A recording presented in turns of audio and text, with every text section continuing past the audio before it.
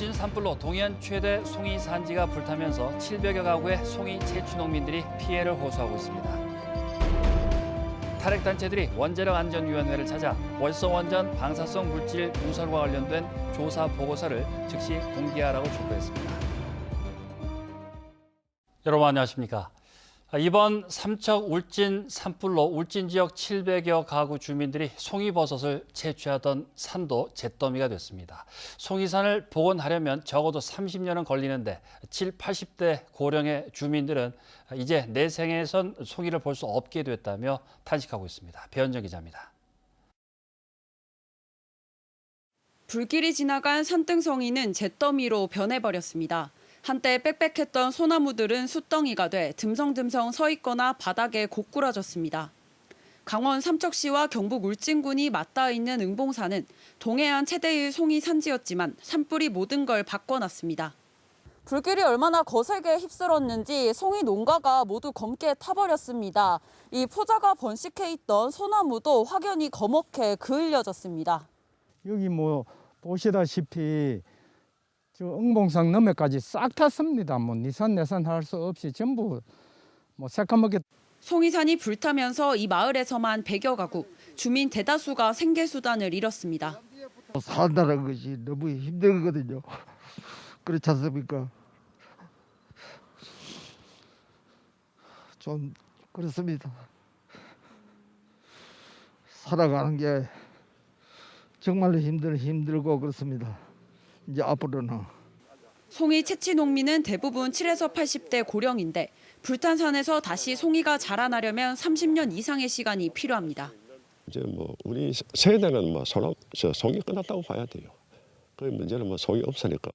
울진에서만 전체 송이 농가의 70%에 해당하는 700여 가구가 피해를 본 것으로 추정되는데 피해 액수만 80억 원에 달합니다.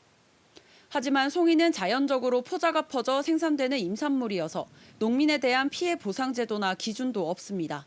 전국 생산량의 10%를 차지하던 울진 송이가 불길에 사라지면서 송이 채취 주민들의 시름이 깊어지고 있습니다.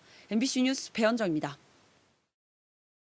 울진 산불의 최전선에는 9일 밤낮으로 산불과 사투를 벌인 산불 재난특수진화대가 있었습니다. 소방대가 민간으로 내려오는 불길을 막는다면 산림청 소속의 특수진화대는 산속으로 직접 들어가 불을 진압하는데요. 하지만 이들의 신분이 모두 계약직인 데다 초과 근무 수당도 없다는 사실이 알려지면서 처음 문제가 새삼 부각되고 있습니다. 윤소영 기자가 직접 현장으로 가서 이들을 만나봤습니다. 어둠 속 잡히지 않는 화마에 물을 연신 뿌리고 나뭇가지에 불이 옮겨 붙자 다급한 마음에 발로 끄기도 합니다. 9일 밤낮을 불길이 치솟는 산속을 누비며 그렇게 사투를 벌였습니다. 울진 삼척 산불 진화회 숨은 영웅으로 불리는 산림청 소속 산불 재난특수진화대원들입니다. 이들의 처우는 어떨까?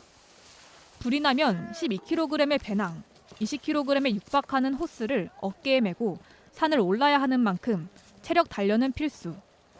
기간제 진화대원은 1년마다 체력 시험으로 재계약 여부를 결정짓는데 매년 3분의 1 정도가 교체될 정도입니다.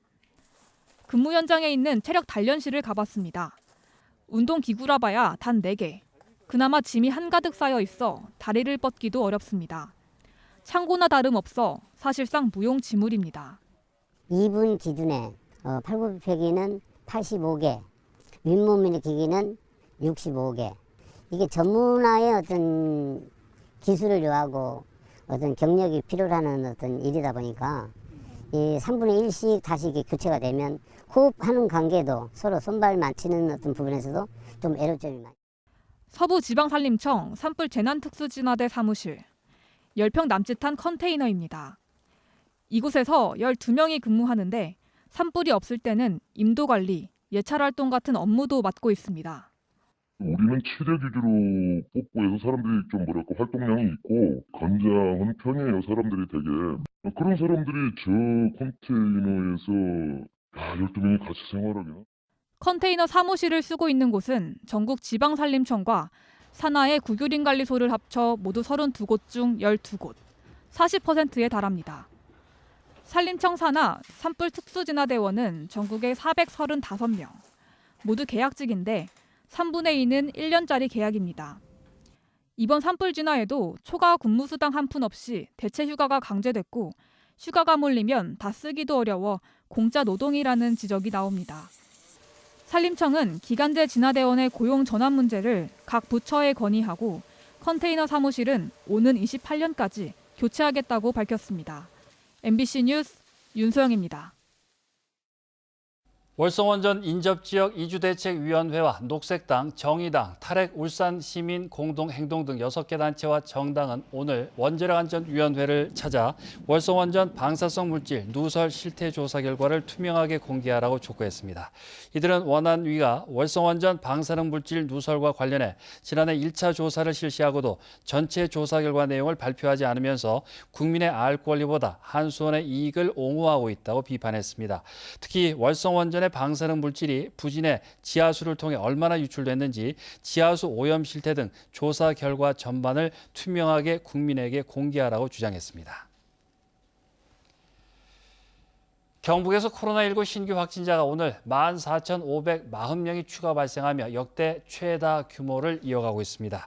시군별 신규 확진자 수는 포항 3,185명, 경주 1,271명, 울진 276명, 영덕 173명, 울릉 28명입니다. 경북에서는 신규 확진자가 일주일 연속 10,000명대를 기록하고 있고 중증 환자 전담 치료 병상 가동률은 50.6%입니다.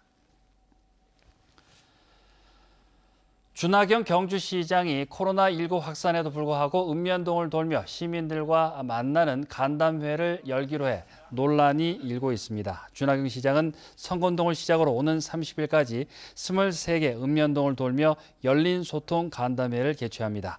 경주시는 지난 2년간 코로나19 확산 우려로 읍면동 순회 간담회를 실시하지 않았는데 올해 간담회를 강행하는 이유가 지방선거를 의식하는 것 아니냐는 지적도 나오고 있습니다. 한편 경주시는 이미 오래전 계획된 간담회로 최근 사회적 거리 두기가 완화된 점을 고려했고 소규모로 진행할 계획이라고 해명했습니다.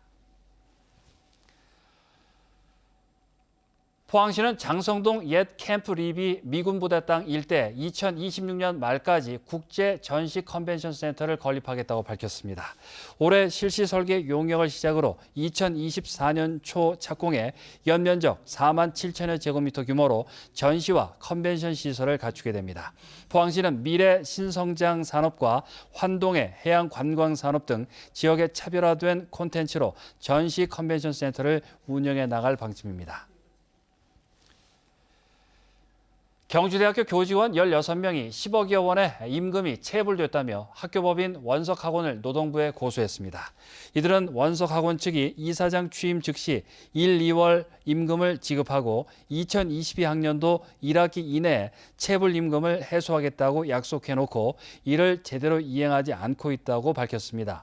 특히 대학이 정상화된 이후에도 재정 투입 계획은커녕 체불 임금 해소를 위한 어떤 대책도 내놓지 않고 있다고 주장했습니다. 한편 원석학원 측은 전체 체불액이 100억 원대로 일시에 지급할 수는 없지만 정확한 규모를 파악해 빠른 시일 내 해결하겠다고 밝혔습니다.